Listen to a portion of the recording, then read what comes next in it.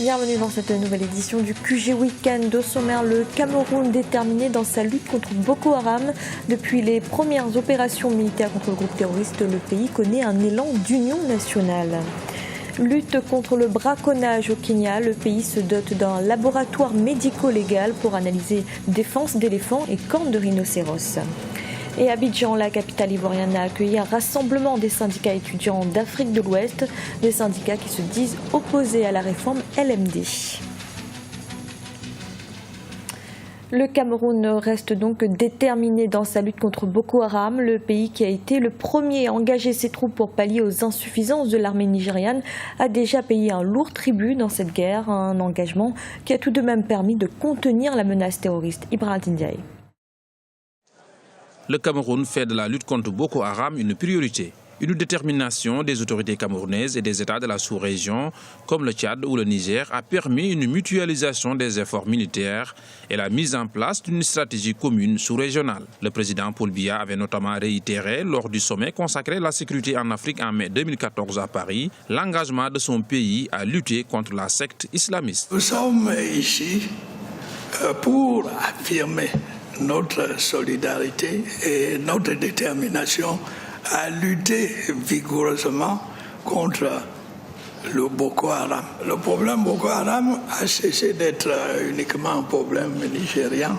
Il est devenu un problème régional, sinon continental. Sur le front militaire, d'importantes victoires ont été enregistrées et plusieurs villes contrôlées par Boko Haram ont été reprises par les armées régulières. C'est que Boko Haram nous a pu attaquer depuis près de 2 mois aujourd'hui, c'est-à-dire de manière frontale. Ça suppose que sur le terrain, nous gardons toujours l'initiative. Nos actions ont concouru, n'est-ce pas, à diminuer significativement leur potentiel. Et maintenant, ils se contentent tout au long de la frontière de mener des incursions très très rapides, faire même bas sur les denrées alimentaires, les céréales, le bétail. Je pense que c'est une secte qui est désorganisée, qui est à l'agonie. Donc on peut dire que c'est une situation qui est revenue au calme et cela prouve également que les dispositions que le chef de l'État, chef des armées, a prises sont des dispositions pertinentes et qui ont fait leur preuve. C'est ce qu'il faudrait noter. Et il faut dire aussi que grâce à la coopération avec l'armée tchadienne, eh bien, il y a eu comme une accélération également de la menace et ça fait qu'aujourd'hui, nous sommes à la mesure, n'est-ce pas, des missions qui incombent aux forces de défense. La secte islamiste garde toujours une puissance de nuisance, ce qui pousse à la prudence. Toutefois, la mobilisation contre la menace islamiste est sans précédent. La stratégie tchadienne, camerounaise de lutte contre Boko Haram a un sens évident parce que ces pays-là ont été parmi les premiers à comprendre le danger de Boko Haram, le danger que représente la non-lutte contre le Boko Haram. Ils ont eu donc une étape pas coordonnée au départ, mais coordonnée plus tard, mais surtout efficace, qui a donné évidemment des résultats spectaculaires. C'est aussi le sens de leur lutte et la conscience qu'ils ont ensemble du danger que représente Boko Haram qui a poussé les autres pays à les rejoindre. Et donc aujourd'hui, on a une situation, une configuration beaucoup plus confortable. Et avec le changement au Nigeria, cela donne bien entendu un sens nouveau à leur combat parce que le président Buhari est connu, entre la réputation et surtout le passé, d'être quelqu'un de très peu traitable sur ces questions-là. Donc le rôle, encore une fois, du Cameroun est bien entendu central. Rappelons que 50 milliards de francs CFA ont été mobilisés par la CEMAC, la communauté économique des États de l'Afrique centrale, pour cette guerre et plus de 7500 hommes ont été mobilisés afin de vaincre définitivement Boko Haram. Le président équato-guinéen Teodoro Obiang-Nguema Basogo est arrivé ce dimanche à Niamey au Niger. Il a été accueilli par son homologue Mahamadou Issoufou. Cette visite constitue une première dans l'histoire des deux nations. Au programme des entretiens entre les chefs d'État nigériens et équato-guinéens, les relations bilatérales et notamment la coopération en matière de sécurité et de lutte contre le terrorisme. Dans l'actualité également, Djibouti est actuellement courtisé par la Chine qui veut y installer une base militaire. Il faut dire que ce petit État de la Corne de l'Afrique possède un emplacement stratégique à l'entrée de la mer Rouge qui permet de surveiller le détroit de Bab el-Mandeb. Les négociations ont déjà commencé avec le président djiboutien Ismaël Omar Guelleh. Écoutez à ce propos notre éditorialiste Gemal Taleb. L'implantation de la Chine à Djibouti a un sens évident. Nous sommes dans un monde de plus en plus multipolaire. Les Chinois créent leur propre institution financière internationale, une banque assez hégémonique, assez puissante dans la région. Et donc, ils sont aujourd'hui sans doute le premier, ou en tout cas l'un des premiers financeurs sur le continent africain. Leur présence à Djibouti a un double sens. Elle a un sens, c'est que d'abord, elle fait poids ou contrepoids contre la présence culturelle, traditionnelle française dans la région, mais aussi américaine depuis 2003. Et puis, en même temps, compte tenu du fait que la Chine est aujourd'hui le premier pays partenaire du continent africain dans tous les domaines. Quand on a des intérêts économiques importants, on a aussi des intérêts militaires importants qui les protègent quelque part. Et donc, cela consacre encore une fois le poids de plus en plus important de la Chine dans le monde et singulièrement sur le continent africain. Le Kenya a ouvert ce vendredi à Nairobi un laboratoire médico-légal. Les analyses de défense d'éléphants et de cornes de rhinocéros permettront de gagner en efficacité dans les poursuites judiciaires contre les braconniers.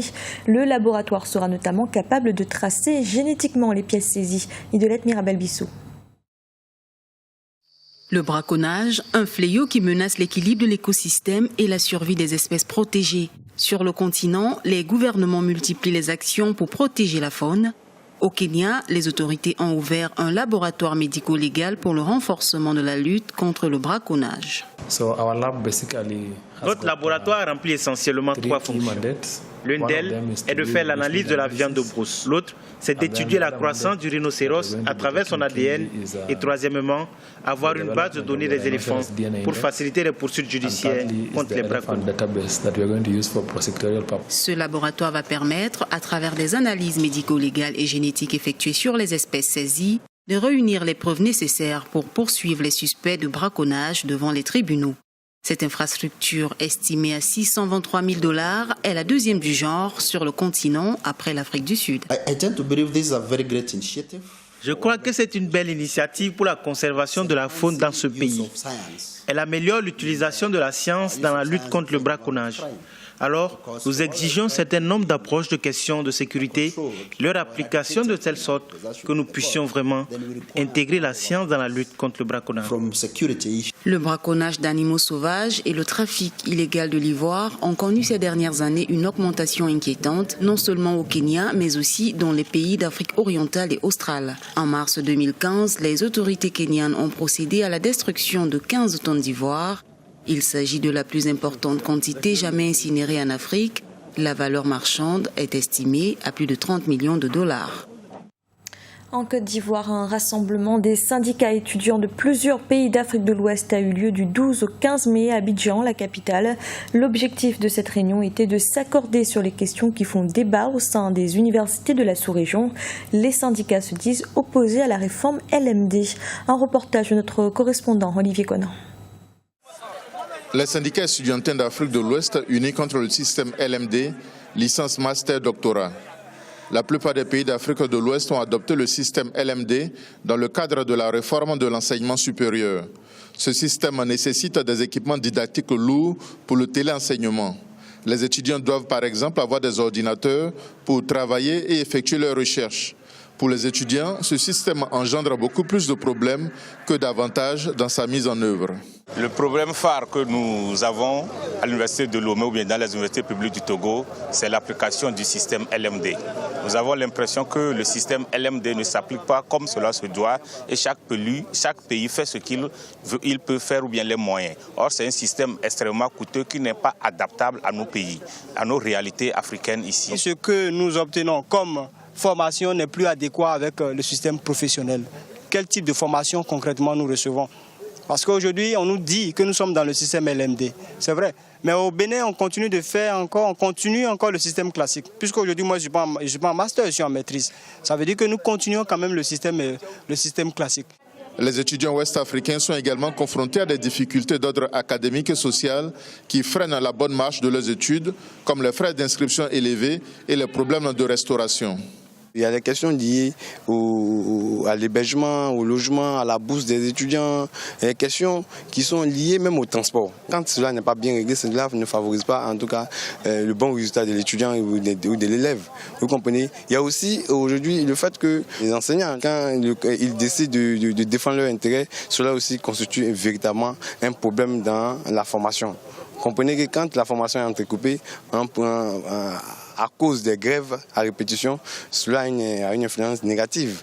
Les syndicats étudiantins du Bénin, Burkina Faso, Niger, Togo et Côte d'Ivoire se sont formellement regroupés pour créer la CESA, Confédération étudiantine et scolaire de l'Afrique. La CESA va défendre d'une même voix les élèves et étudiants confrontés aux mêmes problèmes académiques et sociaux dans les différents pays d'Afrique de l'Ouest.